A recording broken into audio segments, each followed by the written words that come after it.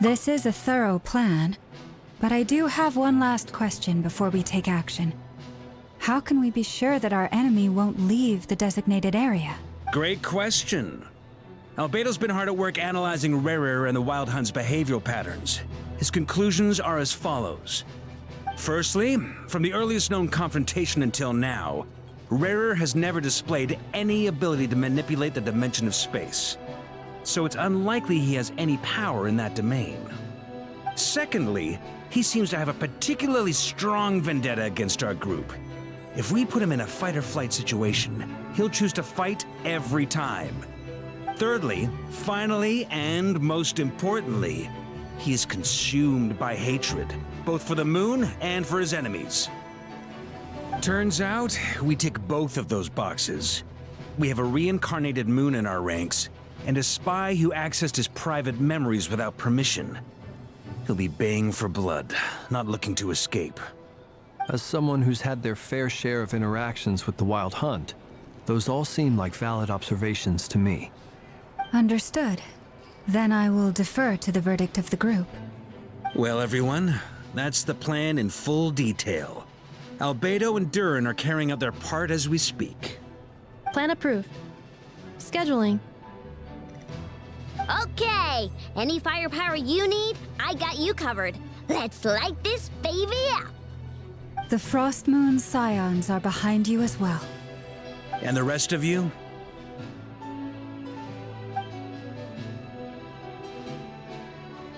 No objections? All right, then it's settled. This is the plan we're going with. Next up, an old tradition of mine. Anyone who wants to back out, now's your chance. Wait, we can still back out of this? Everyone says things they regret, right? I don't want anyone feeling trapped because their mouth said yes before their brain had time to think things through. A very people-first approach. I hear that's common practice in the Knights of Favonius. Heh. Who'd you hear it from? D-Luke? Shh. We don't use people's real names at work. This contact will be known only as Owl, please and thank you. This plan can only work if everyone does their part. Flint's and I will absolutely support it. We shall indeed. You'll be glad you accepted our help. Also, you are the last person I expected to see here, Miss Dory. It's not often I get called Dory in a work context. My peers usually call me Lord Sangamabe. So, the longer your name, the higher your net worth. Is that the idea here? In that case, Mr. Flint's here must be worth a fortune. That's right, I know your full name. It's... The walls are thin here. I'd appreciate you keeping that a secret. Okay, fine. I'm actually only here as a favor for someone else. Do you have any idea how much it would cost to hire me otherwise?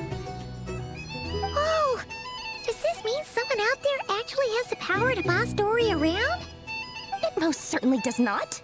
We have a long-standing and mutually beneficial business partnership. She's actually the mom of a friend of yours. Said mom supplied me with a great little trinket, but now that lady's ruined everything. If I don't start building a little goodwill now, my whole business in Notcry is gonna go down the drain! Okay. So what exactly is so special about this pendant? It's a lucky charm that a great mage made for me. We have a business relationship, and she was worried that something bad might happen to me. So, she wanted me to have something that can store power to protect myself with. I finally got it all fully charged up with Kuvaki, and then never went and used it all up at once! Never lost so big in my life! You're right. It was all my fault. I didn't mean to drain all the Kuvaki in the pendant, but I'll make it up to you. You will? Well, in that case, how about you give me your chess set, and we call it even? I knew you'd say that. Well, it's yours if you want it. In fact, take it now, and I'll even throw in a free Raker of Solnari. Deal? You're putting me in a difficult position here. It's a very useful thing to have around, but I have a funny feeling it won't be around much longer. I guess we'll see in a couple of days. Looks like bankruptcy for me. Hey, don't be so pessimistic. See this through and you never know. You might find a new business opportunity on the other side.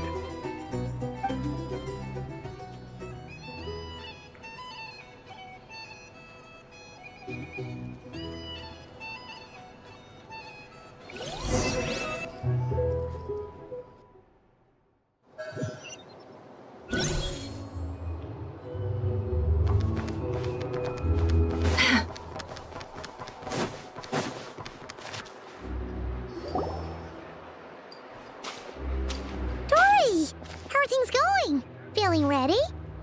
Oh, I was born ready. We only have 2 days. You think Lord Sangamabe would let an opportunity like this slip by?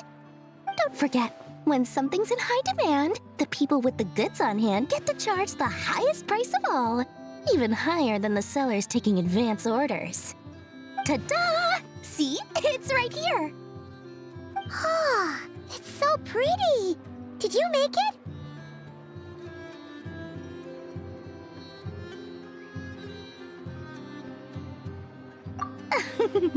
No, I have a supplier.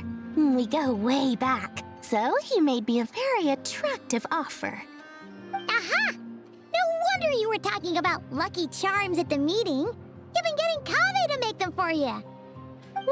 That's not the full story.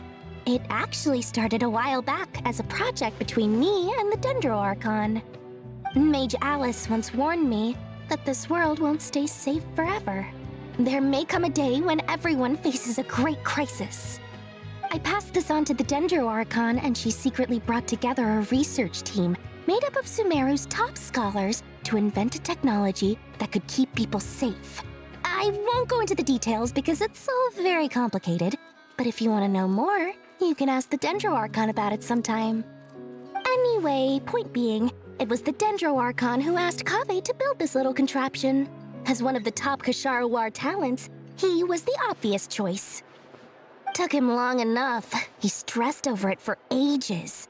Must have gone through at least a dozen designs before producing a final product. But that's Kaveh for you. Marak delivered it to me a couple of days ago, along with a letter from Kaveh. Could I ask why I'm sending this technology to you? What's your proposed use case? Has it been approved by the relevant authorities? So nosy. My fault for sending him the research permit to begin with. Surely Nahida must have told him you were involved in this project. He was probably just nervous because you're always so secretive about your business. Could be. Anyway, I just replied, let's hope there never has to be a use case, because it would involve grave danger. Fair enough. But it sounds like he was just being cautious. He probably felt responsible as the one who made it. Or maybe he was asking as a favor for his housemate. He's done that before. Not sure why, though. His housemate doesn't seem to really care that much about this kind of stuff. Either way, all's well that ends well. I'm just glad to finally have my hands on the product. Huh? What does that look mean? Paimon's just super surprised. This must be the first time we've ever seen you actually get serious about something. Well, a long time ago, I made a promise to myself. I promised that I was gonna live every day of my life with a big beaming smile. Obviously, Mora plays a big part in that. But there are always gonna be times in life when you have to give something back. That could mean paying back a debt, returning a favor, or showing some kindness. Alice has been a huge help to me over the years. She was the first investor I ever had. And I want my investors to know that Lord Sangamabe is the best in the business. And more than that, no one knows what the future will bring. Whatever happens, I want to make sure the Dendro Archon and all of Sumeru is prepared to face whatever comes. Oh, that?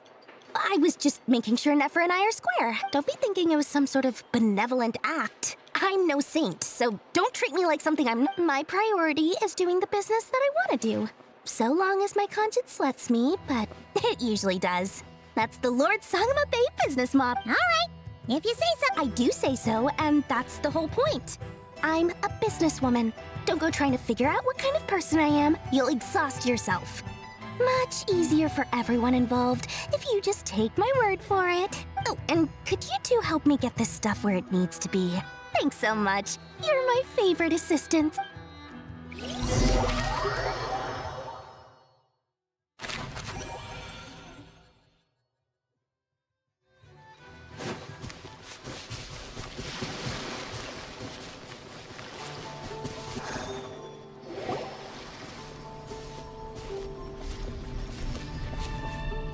Traveler, Paimon, it's good to see you. Everything going smoothly over here? Sort of. As you're probably aware, Varka, Durin, and I captured some abyssal creatures from the Wild Hunt.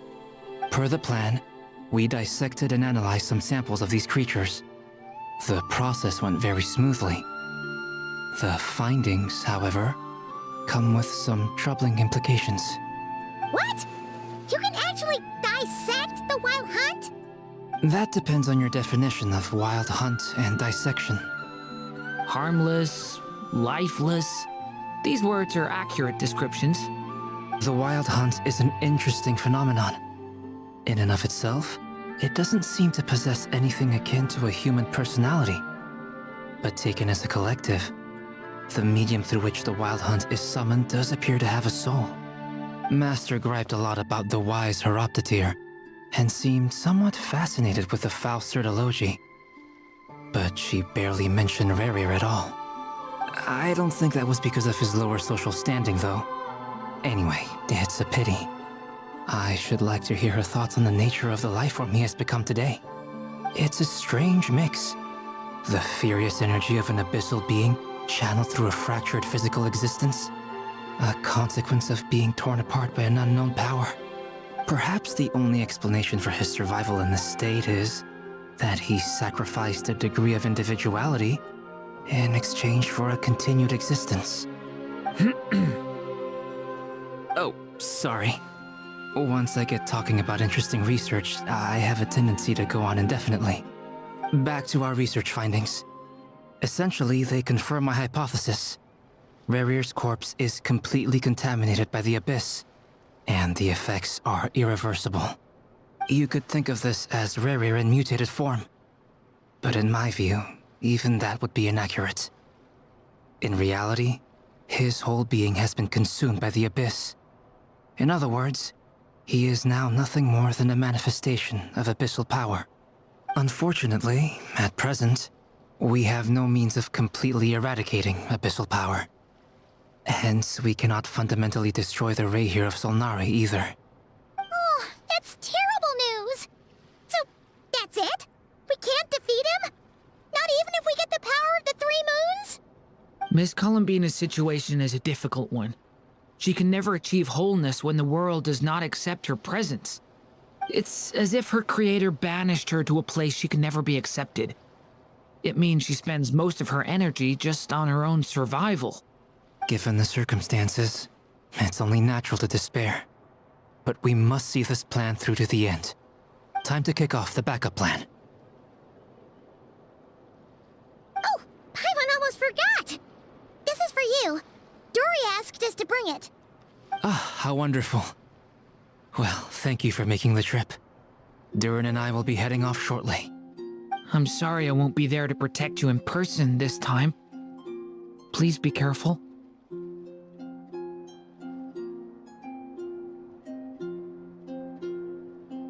All right then. Stay safe.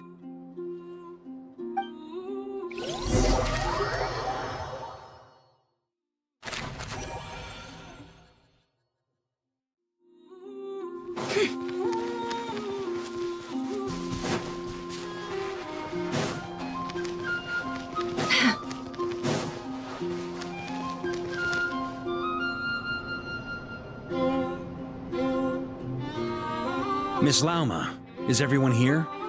Yes. The fate of my flock is in your hands, Grandmaster Varka. Please keep them safe. My lady, what are you saying? Within the next 24 hours, we will face the biggest crisis the world has ever seen. This is not a burden that we deserve to bear, but I believe that we reap what we sow in this life. So I intend to act. I must do what I think is right. For me, that means fighting for the future of Nodcry. This gentleman is the Grand Master of the Knights of Favonius, Varka, Knight of Boreas. In my absence, please follow his lead. Hey, everyone. Guess I should introduce myself. Well, to start with, I know my way around a battlefield. Biggest strengths are honesty and hard workingness.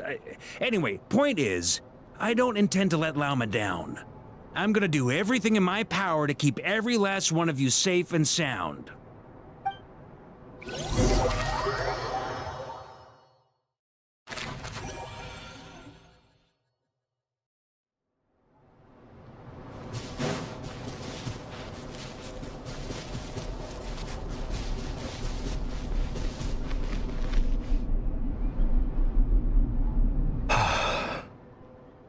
Something on your mind? Miss Columbina, was it? I believe that's how the others addressed you. That's right. Names are funny things. Have you always been called Dainsleif? Yes. I take it your own name has a more complicated history. I have a different relationship with names than other people. To be honest, I'm not even sure that Columbina is my name. At least, not in the same way that Dainsleif is yours.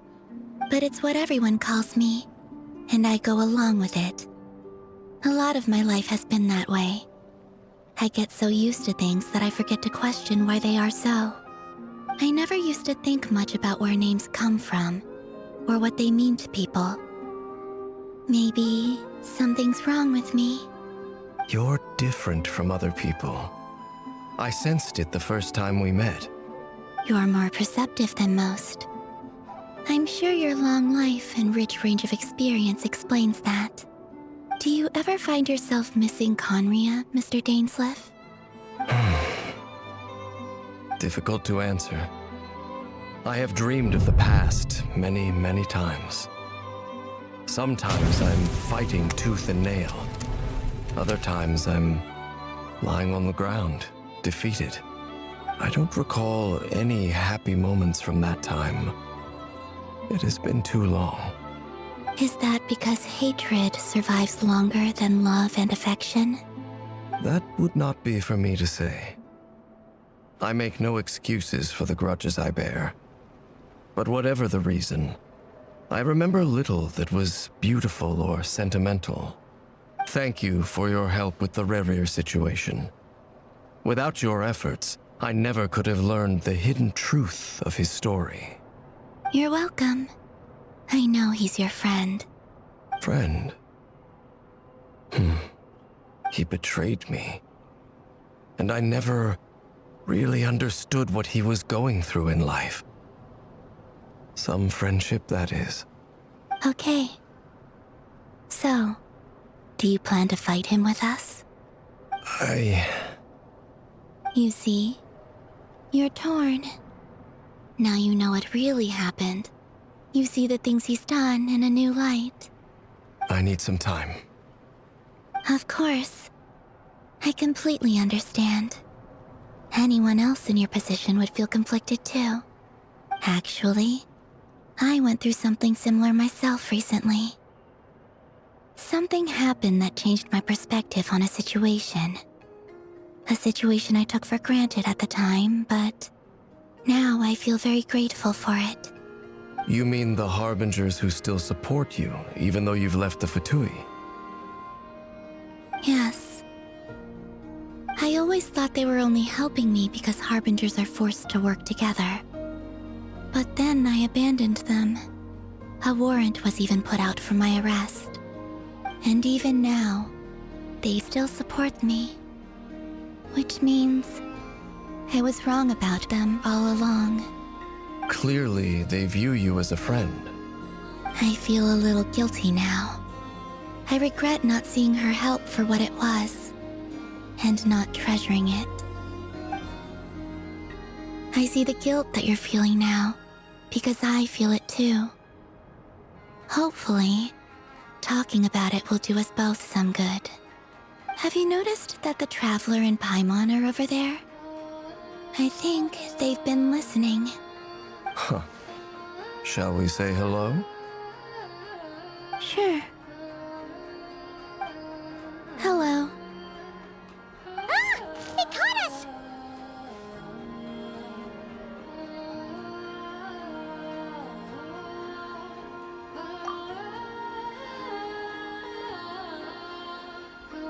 I apologize for making you worry. No doubt you wish to know where I stand on the plan to take down the Recher of Solnari. I'm afraid I need a little time, but I will seriously consider joining you. You will? Oh, thank you so much! Everyone will be so grateful to hear that! They needn't be. This was something that I was going to have to face up to eventually. That doesn't matter to them. They're grateful to you regardless. You can't control their gratitude, so just accept it. And then, have a think about whether you're willing to join us.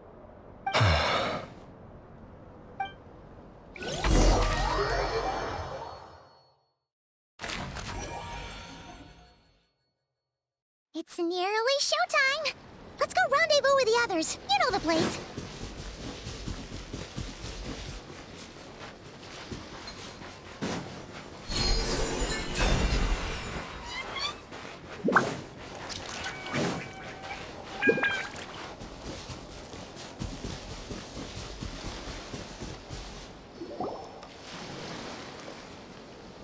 Ah, you're earlier than I expected.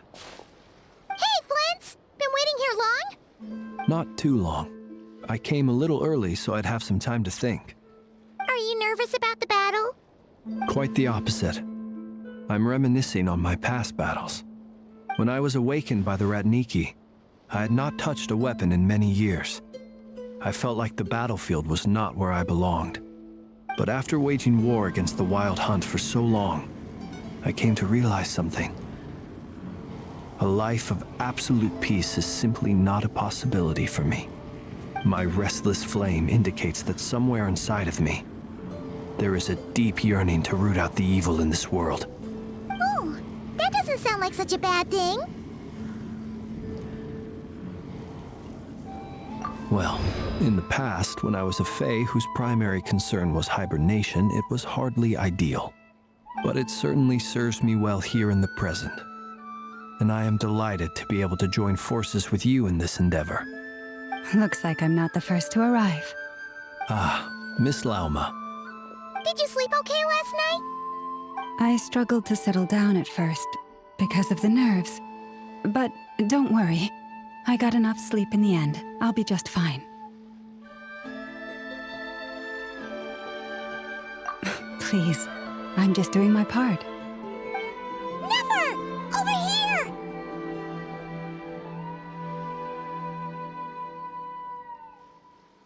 Aino asked me to relay a message. She said Anefa will be on high alert and keep a close watch over all secondary districts where defense is required, providing support as necessary. Meanwhile, Aino herself will provide range support to us directly, using her latest invention. Excellent. My thanks to all involved. The chess set's looking a little unstable. It won't hold him much longer. We should be prepared to engage at a moment's notice. No sense sitting around waiting. Let's make the first move while we still have the option. I agree. Paimon, find a safe hiding place. Got it! Be careful, Traveler! I will.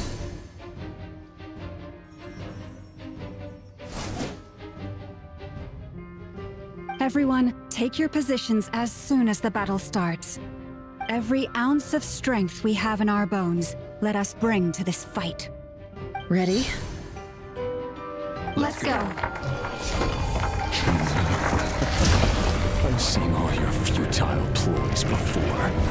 You have become the authors of your own demise.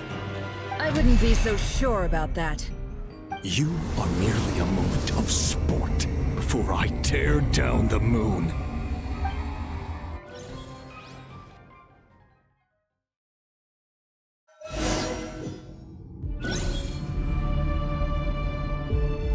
Stay on your toes. Moonlight! Great! Yep, you too!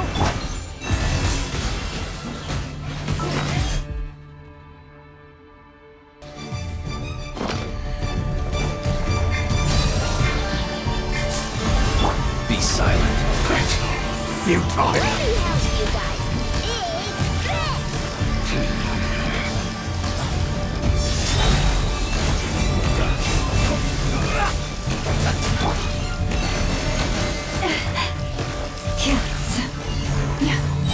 With one heart, we pray.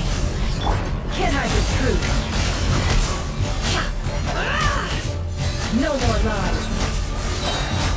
The deception ends here. Close your eyes.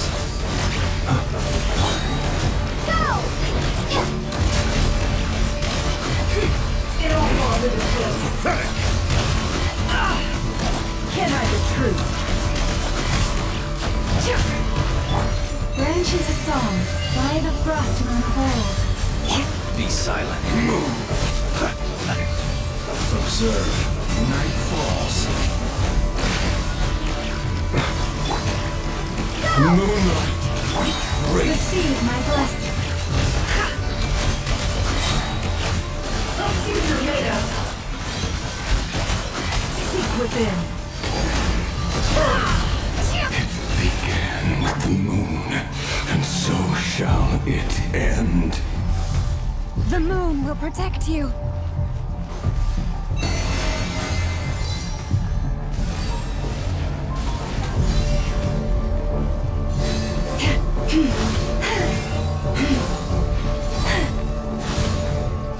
Forest, protect. Do you see now?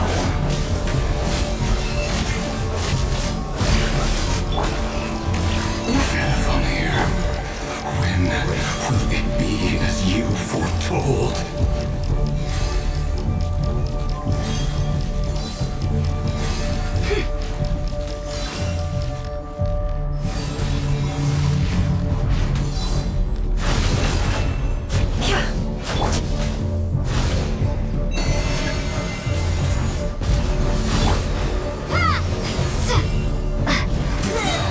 Is not welcome here. Long sleep beckons. Observe. It all adds up. Can't hide the truth. The deception ends here.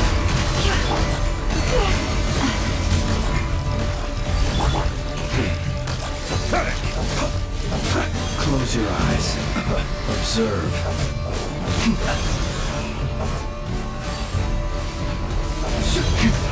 Futile. Be silent. Steady now. Water jet! No more lies. Pathetic. Time to come clean. It all falls into place. Futile. Can't hide the truth. Hunt By him the down. frost moon of old. Branches a song. Observe. Futile. No more lies. The mystery unravels. Hunt him down.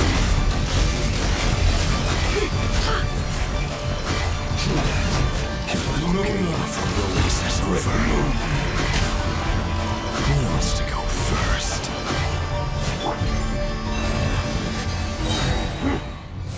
No.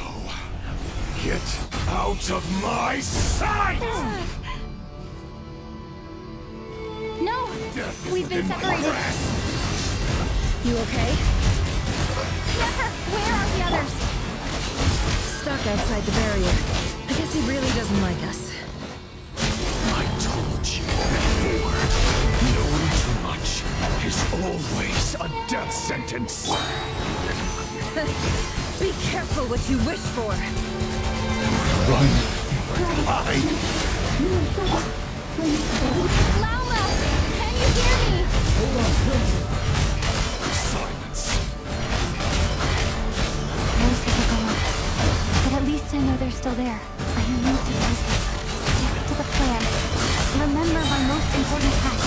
First is following him. If I can follow him for long enough, the moment will come.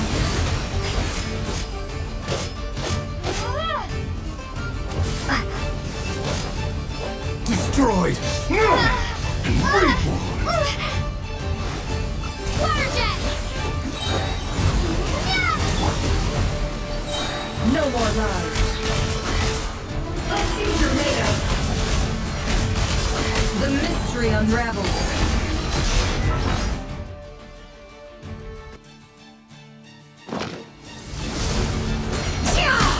Can't hide the truth. Time to go clean. It all adds up. Go! Wipe out! No more lies.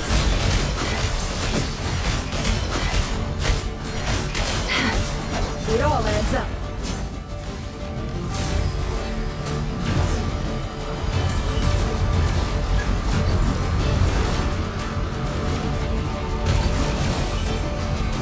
I've got this.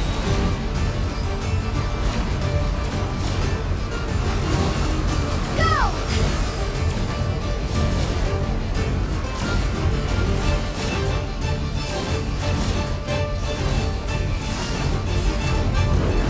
Water jet!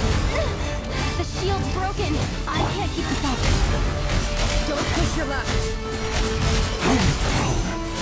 Cake. It all adds up.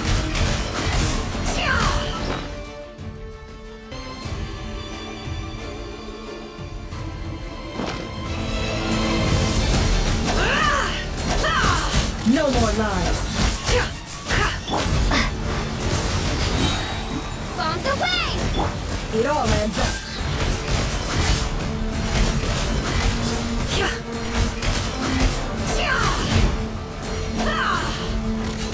It all falls into place.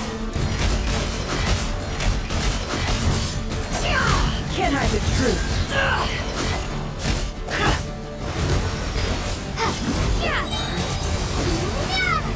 No more lies. Seek within.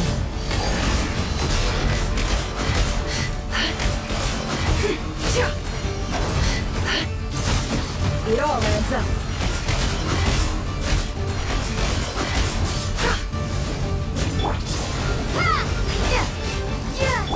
No more lies. The mystery unravels. Time to go clean. It all adds up. Wipe out! No more lies.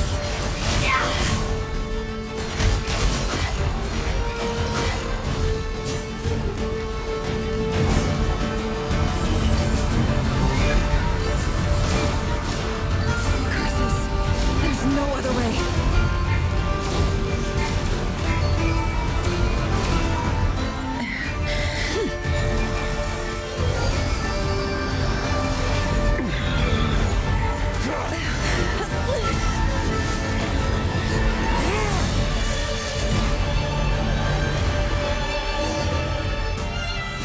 The only way to defeat Rarer is to borrow his own power. That means Columbina will have to disappear while you two bear the brunt of his attacks. You have to hold on. Find a way to keep him focused on killing the two of you.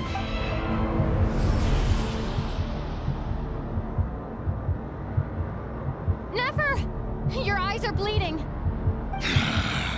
Soon you will be powerless to resist. And then,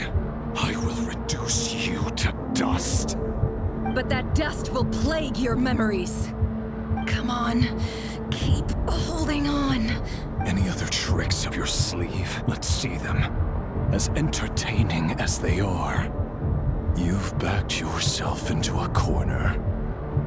You don't fool me. I see your fear clear as day. I have to stoke his rage. Make him unleash everything. You fear what you could never defeat. You fear the thought of never being able to save your beloved. You cannot win the fight against fate, Rerir. Is that what you think? Well, now it's your turn to feel afraid!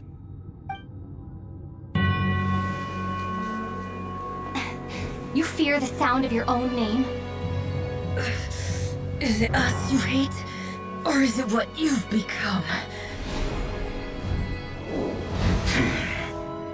Let's see what becomes of you!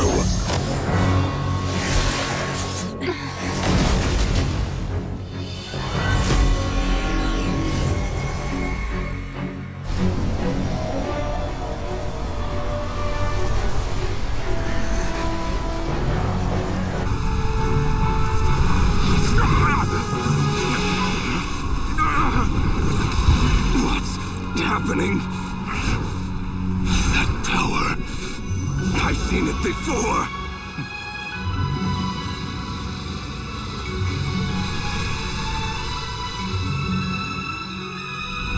His power is on another level. We'll need to use an alchemical array to convert his power into a usable form. Then quickly channel it into Columbina, rendering her powerful enough to compete with him. I'll join you. I can help. If I release enough abyssal energy into a confined space, it'll create a potential difference, allowing us to extract a huge amount of elemental energy. Next, I'll synchronize with everyone's minds using Pyro, then give you temporary access to their abilities and fields of view. But it won't last long.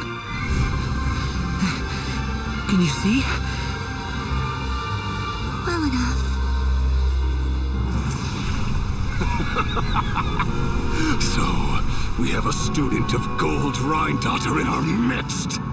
How about that?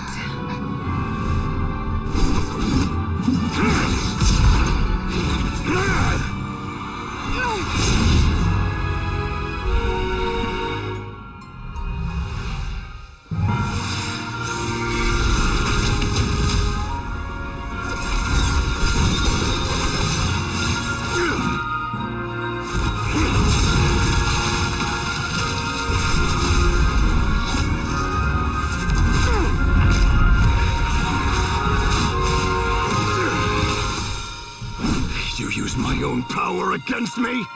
Just like how you stole Kuvaki. Look familiar?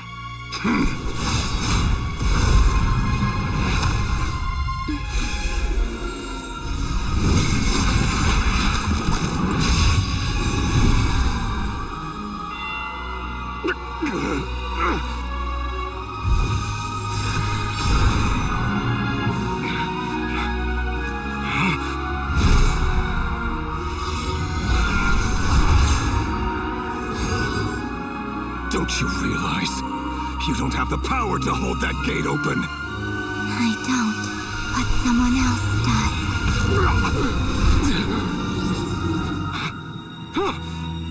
Goodbye, Rerir.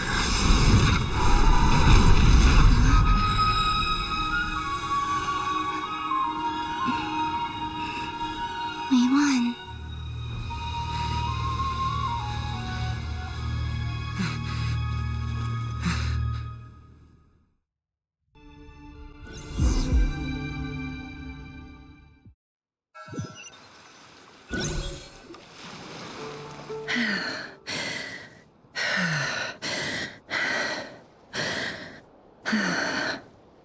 Nefer, how are your eyes? They're fine. Apart from the blindness, of course. It's not too late. Let me handle it.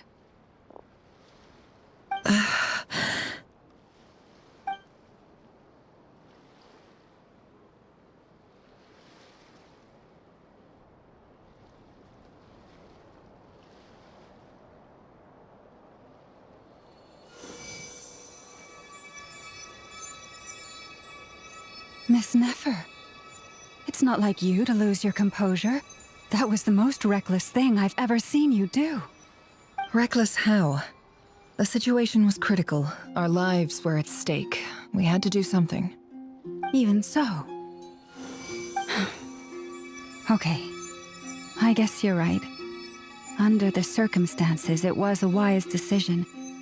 You traded your eyes for an incredible victory.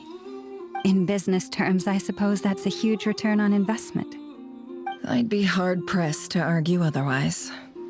Still, I don't like this outcome, and I don't want you to lose your sight for good. People suffer when they make sacrifices they shouldn't have to make, whether that means faith, strength, or in this case, your ability to even see. I had hoped you could win without sacrificing so much as a single hair on your head. Thank you. Really. All done. Don't try and open your eyes just yet. We'll see how you're doing in a couple of days. Until then, please follow your recovery plan to the letter. I'll send full details through Yehoda. For now, just get yourself home, relax, and rest. My dear friends, we have fought bravely and achieved a spectacular victory. A dark cloud has been lifted from the skies of Nodcry. All in this land will be grateful for what you have done.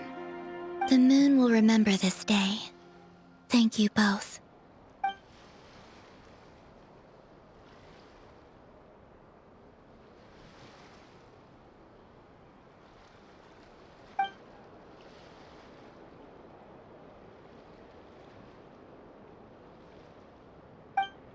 There's something I want to let you know. What is it? When Durin connected everyone's minds so I could access their powers, I also felt everything they felt. And since Nefer's eyes were injured, my eyes are hurting now too. Huh. Hold on. Let me try. I only feel the pain. There's no actual damage. I just thought I should tell you. You're right. There's no damage. That's a relief. But I must say, I'm surprised to hear the Kuthar share something like this with me. In the past, you never used to open up about yourself. Things are a little different now from how they were. I'm learning to share how I truly feel with my friends. Friends? You have no idea how glad I am to hear that.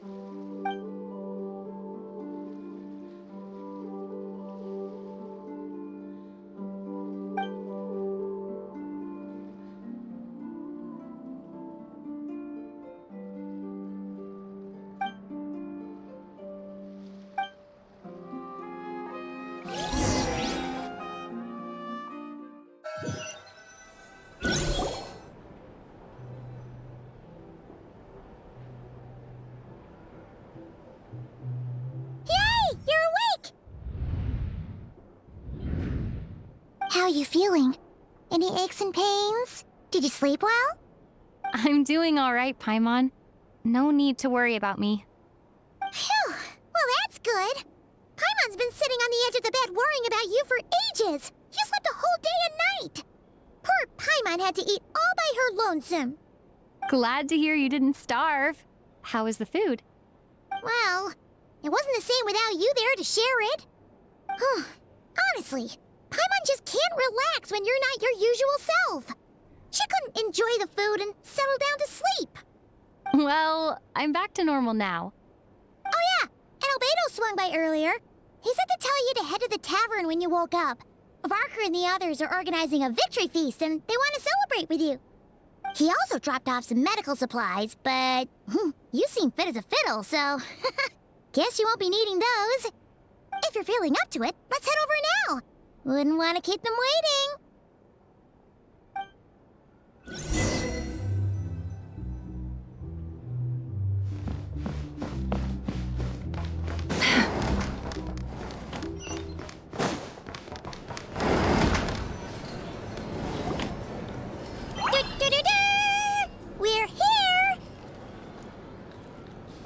Traveler and Paimon! Perfect timing! We were literally just saying how there's no way we're holding this victory feast. How are you feeling today? Much better, thanks. Don't worry about me. Relieved to hear it. If that changes, just let me know. Happy to check you over at any time. Yep, we're here for you. Anything you need, just let us know. Oh wait, where's Nefer? How are her eyes doing? Nefer's right over there. I'm sure she'd love to catch up with you.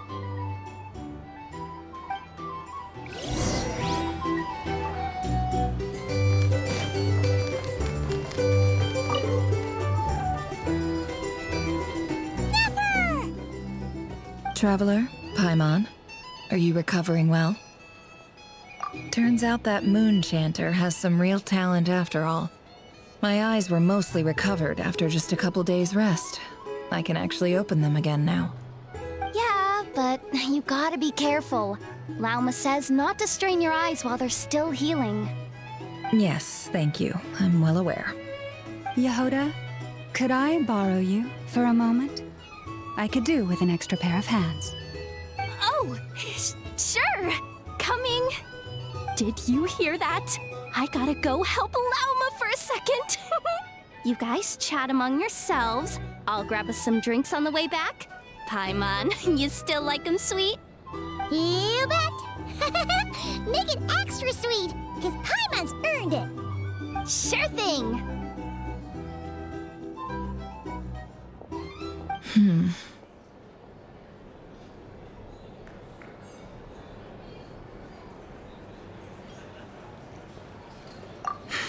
The Raker of Solnari. Kind of a snake, don't you think? No, definitely a snake. A poisonous one who spewed his venomous hatred everywhere. Anyone who seeks revenge out of hatred for other people has become a snake. That's something my dad used to say. Perhaps. I'm sure it sounds like a very wise and open-hearted perspective to your ears. But me? I think hatred is a perfectly justifiable emotion. What else is left when everything you depended on in life gets stripped away? Something's gotta fuel that drive to keep on living.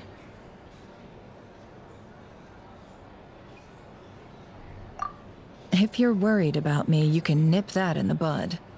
I'm not someone who gets stuck in the past. It's just... I suddenly feel like I was wrong to call my father a liar. He was just a fool.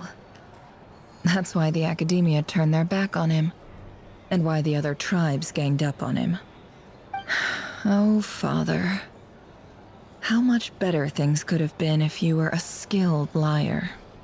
Look at the Ibis King.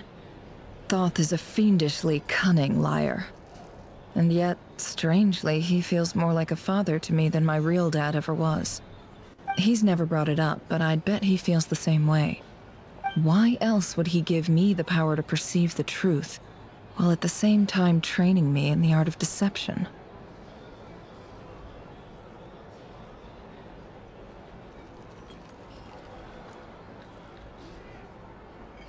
Well, King Deshret banished him to Aru, which is essentially a prison, and posed 3 questions to him. He promised that he'd have his freedom if he could find the answers. His response was to take on a physical form and approach me, hoping that I could become his envoy and search for one of the answers on his behalf. Did he really think I'd fall for that? He's stuck there. He can't make me return what he gave to me.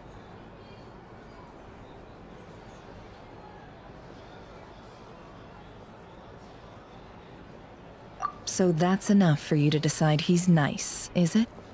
He's a prisoner, and he was scared. So he decided to perform some good deeds to win people's approval. He lives in fear because he's a deceiver. How is Rerir any different? You can't work as a spy your whole life and expect a happy ending. It's preposterous. Yet I can't say I don't understand it. Liars live in the darkness of their own making, but it's still human nature to want to go on living. They say that a liar's soul is the most worthless thing in the world. What do you think?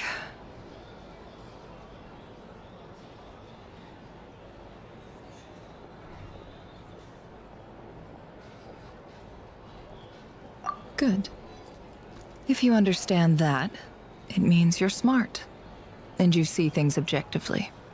If you ask me, the soul of a liar really is worth nothing, because all they care about is themselves. For example, when something good falls into my lap, I don't go sharing the news around. Stops other people trying to steal it from me.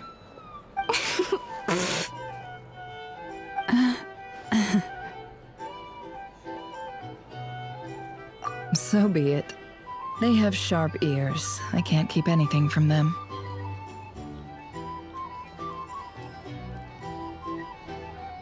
Oh, is that what it looks like?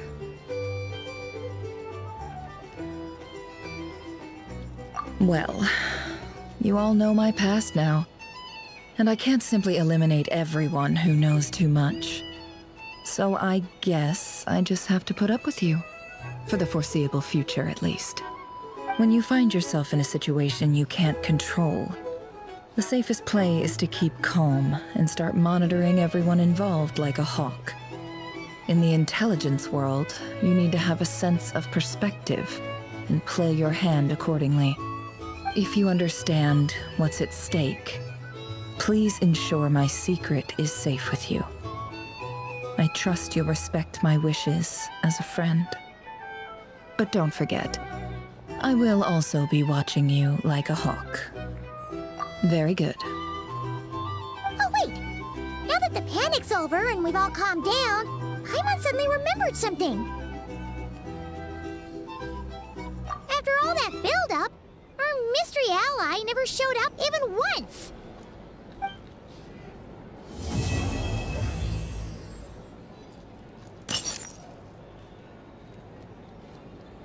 Huh? Am I imagining things?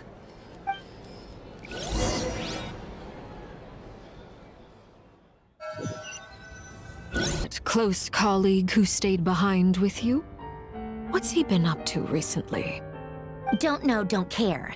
I get more normal human interaction from hanging out with Bosco too than him. Although, now you mention it, he hasn't bothered me in a while. I wonder if...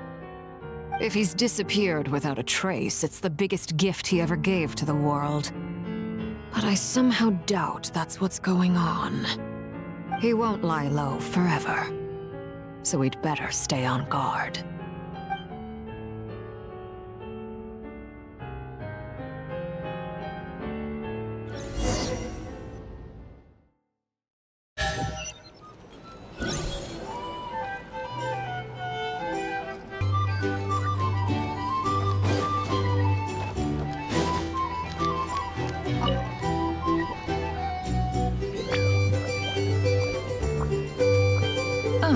Lord Sangama Bay, how lovely to see you. I must thank you for the device you provided. It was an enormous help. Would I be right in thinking that it was developed by the Academia? Why come and ask me when you clearly know already? I mostly came to thank you. That's more like it. A little gratitude goes a long way with Lord Sangama Bay. Play your cards right, and you might even stand a chance of becoming my long-term supplier. The chance to work with such a kind and charitable investor as yourself would be a great honor for the Curatorium. Huh? Charitable? Who said anything about charity? First time hearing about it. Let's see. The first plot of land you purchased in Nodcry, your desert interests, and... Stop! What do you think you're doing? Exposing my investment history! It's nothing to hide from. They're all perfectly legitimate investments. And some of the land you purchased was with the intent of building a sanctuary? Yes, I heard about that too. How did you... You're a curious case, Lord Sangama Bay. You don't like people finding out about your good deeds, do you? But I'm afraid no matter how hard you try to keep things under wraps, Where there's a will, there's a way. You did it for Sumeru, didn't you? It was empty land that was gonna go to waste otherwise. I figured if I built something there, it might at least get some use in an emergency. Disasters are capricious things. They strike without any warning. I've lost family to a disaster before, and I don't want to lose any friends or business partners if I can help it. My elder sister used to dream of finding a sanctuary. Somewhere with plenty of food, water, and medicine. Where everyone could live happy lives. It was something I looked into, but after discussing things with the Dendro Archon, I decided on a more effective strategy.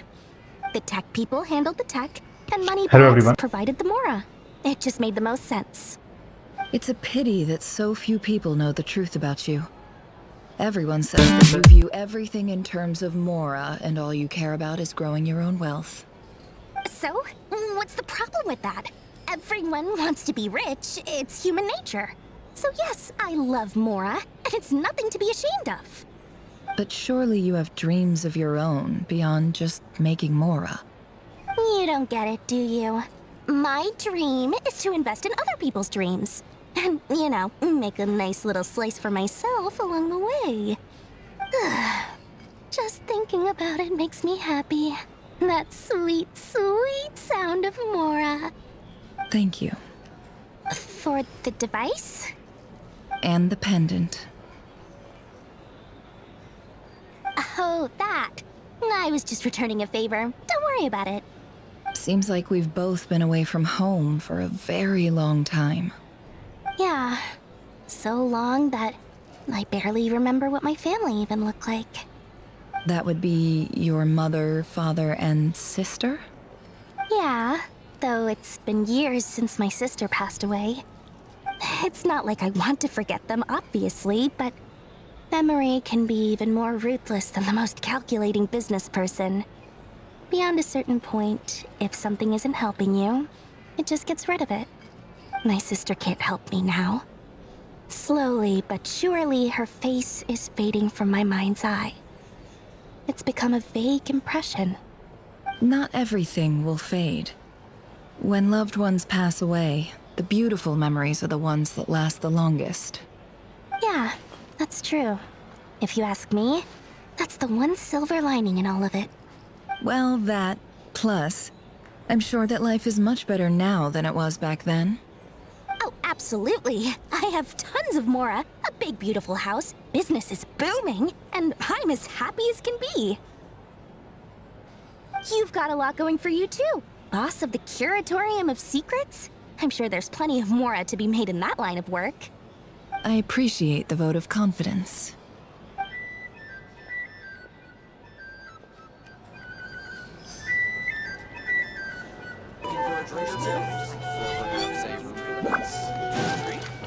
Or some information. Either way, I'd be happy to oblige. How have you been holding up? Any adverse reactions?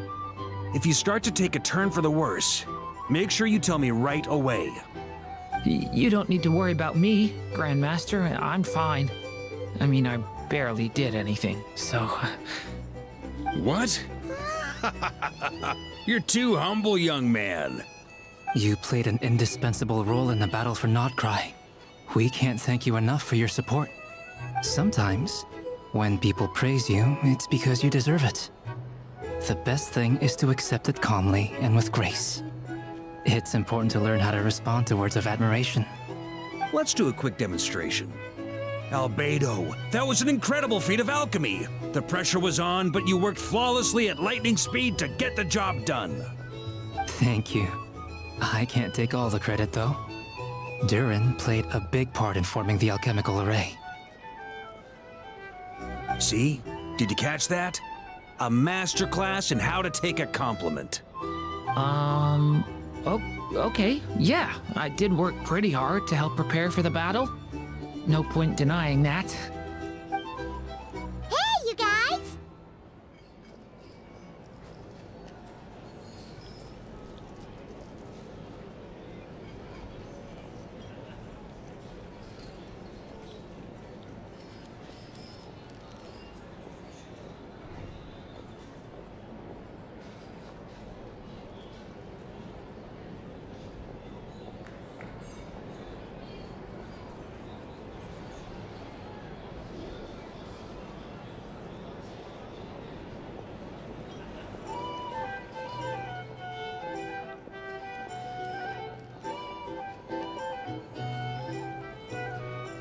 Hey, look who's bounced back. Looking good, traveler. Seems like you've recovered. You won't need to take any more medication. Can I get you a drink? Huh? You know how to order at a bar now? You've sure learned a lot recently. Handling a drinks order is ridiculously simple compared to alchemy. Don't worry, I'll blend into society yet. Paimon believes it. You're clearly a fast learner, just like your brother. To be totally honest, though, Paimon didn't quite follow all the details when you first explained the plan to us. Don't worry, that's completely understandable. Unless you're a student of alchemy, it's hard to grasp the principle and how the process works. To put it in the simplest terms, we saw how our enemy stole the power of Kuvaki. And that gave us the idea of stealing his power to turn it against him. When facing an enemy you have no hope of defeating, it's best not to engage them in battle. So, instead of looking for a way to overpower him, we decided to help Columbina get strong enough to at least stand up to him in a fight. For this to work, we had to analyze his modes of attack, confirm who his main target was, and make sure that he wouldn't go beyond the range of the alchemical array. For added security, we prepared a total of 4 arrays. But to mitigate the impact of the battle, we identified one location in particular as the ideal spot, which is where the confrontation took place. The alchemical array absorbed his abyssal power. Then Durin processed it to render it usable by Columbina. That power enabled her to do what would otherwise have been nigh on impossible. What surprised me was that Dainsleif actually agreed to join us. Given his history with Rerir, he had every right to sit this one out. But we're extremely grateful for the decision he made.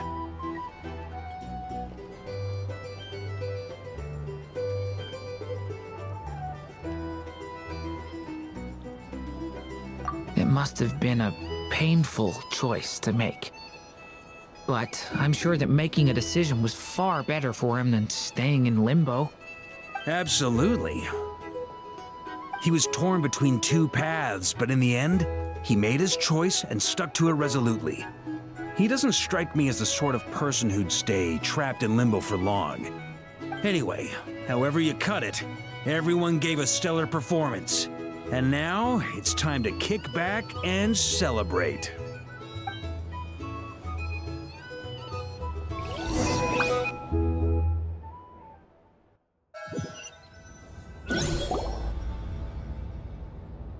That's the only reason you're here. Yes. I've thought a lot about it. And I've realized that you, me, and Arlecchino should be friends. I think this is very important. So I felt I had to come and tell you. Well, this is a new one. I'm so moved. I can't even hold my teacup. If that's all, you can leave now. Do you not want to be friends with me? Or is it that you prefer being co-workers? What is this, Columbina? Are you deliberately testing my patience threshold? Right now, my politeness module is active. But if you say another word, I swear I'll shut it down. If your politeness module was active, wouldn't you say the word please at some point? Polonia, please see Lady Columbina to the door. Will you still invite me to your next tea party? What? Yes, I think you will. Bye-bye, dear Sandrone.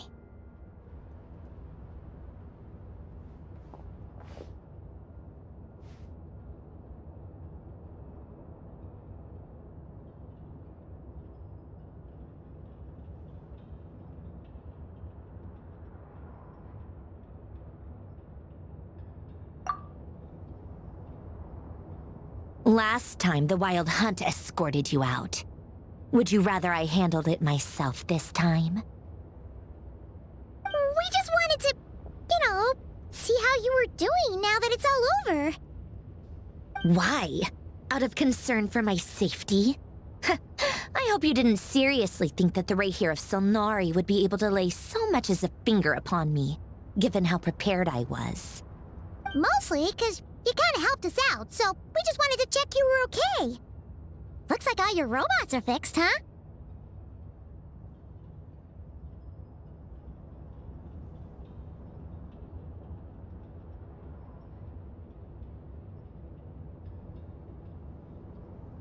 Oh, don't you worry about that. Tea time is already a write-off. The visitor before you managed to kill my appetite. If you're in the mood for tea, go ahead and help yourself. Otherwise, it's going to waste. My coasters are still missing in action, though. Use this notebook instead. Whoa! Pretty hefty notebook. Look at all those calculations. You can ignore those. They're just dumb scribblings. I doodle and write in my free time. Sometimes I remember the distant dreamlike past. Sometimes I imagine the far-flung future. And other times, I grit my teeth and note down all the crazy nonsense going on in the present. Some people do the crosswords in the newspaper. This is my equivalent of that. Trying to predict the future is like daydreaming, and writing about the present just makes me furious. The past is my favorite. If nothing else, it's already set in stone, so I don't have to rack my brains trying to figure it all out. Huh. Although, having said that, the only vaguely interesting memory in my past is probably that guy they call Lord Artificer.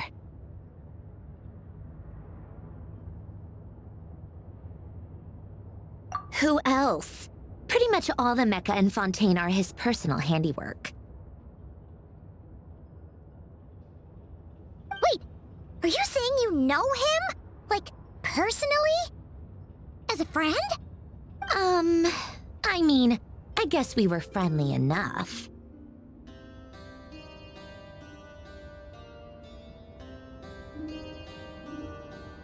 Yep.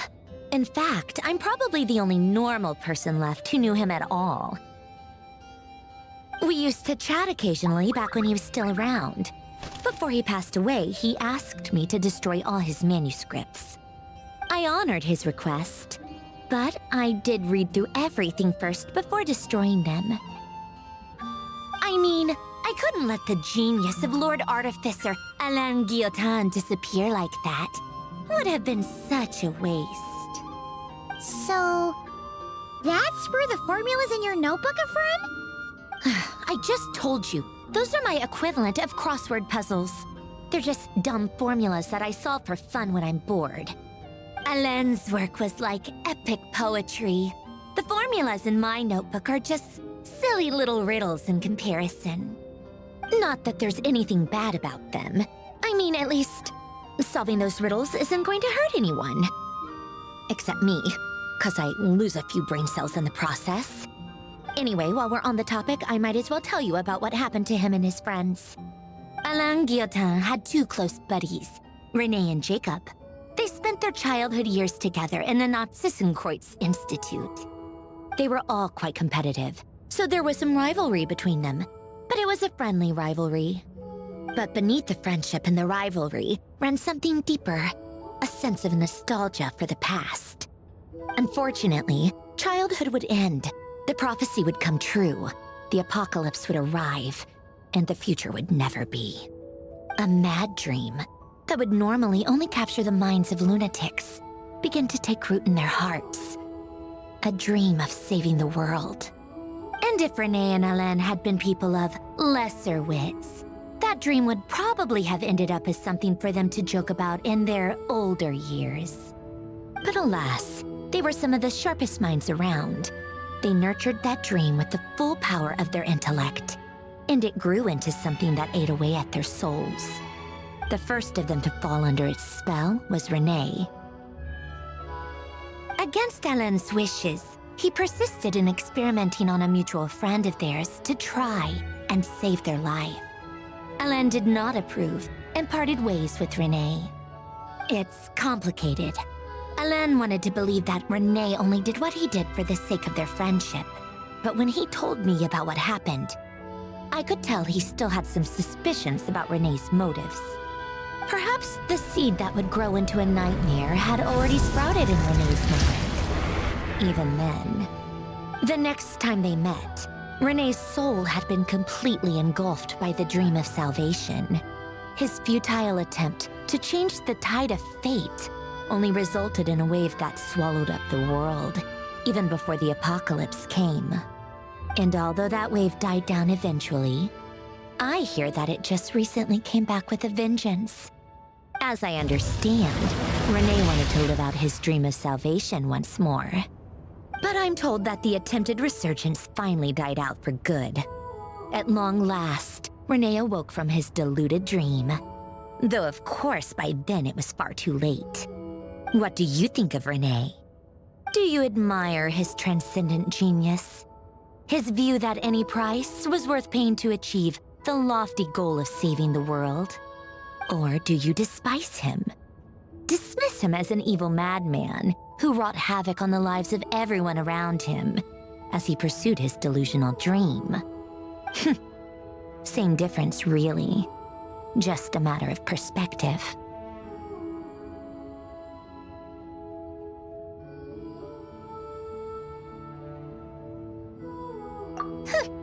Doesn't surprise me. You share one thing in common, after all. You both want to be the savior.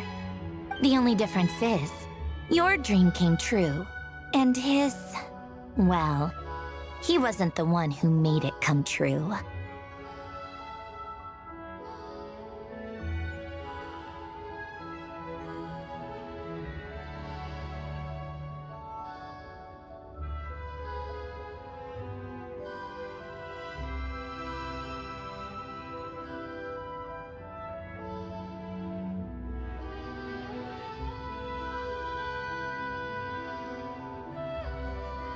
I don't like fanatics who give up their whole lives for their ideology. Nor do I like fools who let their delusions take control. Maybe I could understand if Renee had just been an ordinary person. But he had a sage-like intellect. And still managed to get himself lost in a labyrinth of his own desires. Anyway, that's enough about Renee. Now, moving on to Alain Guillotin, the Lord Artificer. He managed to put a stop to the first storm whipped up by Renee. But after that, Alain lost his friends and family. To his credit, I suppose, the loss of his family and friends was purely a tragic accident. It's not like Alain sacrificed them for his cause or anything. After that, the only thing supporting his work was the same dream that had dragged his closest friend down to the abyss. But although the desire to save Fontaine drove him to found the Fontaine Research Institute, Alain continued to reject any form of transcendental knowledge or power. He was suspicious and fearful of it, having seen the way it had affected his closest friend. I think that formulas and machines derived solely from human intellect were the only thing that gave him a sense of spiritual comfort. Yet Alain's intellect was simply too great. It barely left him space to breathe in his lifetime. Once he realized that the end of his life was approaching, he finally accepted the truth. The Nazissenkreuz Institute needed someone, and a human being, to see its story through to the end. He quit working on his formulas, trading them in for the fairy tales that had played such a formative role in his childhood, but which he barely touched in his adult life. He told me that the director of the Nazissenkreuz Institute used to read those fairy tales to the children as bedtime stories. Apparently, they worked wonders at sending kids off to sleep. I think that all he wanted at that time in his life was to be able to sleep deeply without being plagued by depression. By that point, nothing else really mattered. At the very end, he laid down to rest in the ruins of the former Nazissenkreuz Institute orphanage, while the Fontaine Research Institute he had founded continued tirelessly with its work. Many years after that, tensions over competing dreams would once again cause a rift, this time between members of the Fontaine Research Institute. But the actions of those fools had nothing at all to do with Alain. And that is the story of two people from the Nazissenkreuz Institute who both wanted to save the world. One went all in on his fantasy of salvation without ever looking back, and ended up calmly sinking to the bottom of the deepest sea. The other sought desperately to burn bright in his life, even though he wasn't sure where he was going. I do sometimes wonder, why is it that people like them have such grand hopes of saving the world? Even the grandest tree starts as a tiny seed. So perhaps, for each of them, their mission to save the world began with a very simple desire: to save themselves. They were young children with friends and family who mattered to them, desires to explore the meaning of life, ambitions to have a successful career. They didn't want to see all of that taken away in one fell swoop. Or maybe they just wanted to find something to anchor themselves within the chaos, to stop them getting quietly swept away by the storms of life. But instead, the search for their own salvation took them down the rocky road laid out by fate. Do you think the desire to save oneself is enough of a justification to try and save the world? The way you said that sounded just like Alain. I asked him the same question back when he was in his prime, putting all of his energy into his work. He gave the exact same answer as you did. No elaboration, just a quick short answer before getting right back to his work. He was always that way. All right, tea time's over. I owe Arlecchino a favor for telling me these stories. I'll have to bring a whole sack of gifts the next time I visit the House of the Hearth. I'm gonna go tinker with Polonia now. You guys can do whatever you want, as long as it doesn't involve interrupting me. Polonia, exit hibernation mode. Begin diagnostics.